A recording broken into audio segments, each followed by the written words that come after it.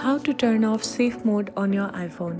Hello everyone, welcome back to our channel. In today's video, we'll show you how to turn off safe mode on your iPhone. If you have accidentally enabled it or just want to switch back to normal mode, we've got you covered.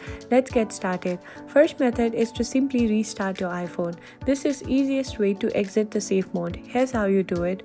Press hold the side buttons and either volume up buttons until the power off slider appears. Slide the power off your device and once it's completely off, press and hold the side button again until you see the Apple logo. Your iPhone will restart in the normal mode.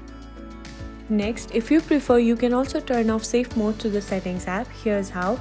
You need to open the settings app on your iPhone. Once you're in the settings, you need to scroll down and then tap on general.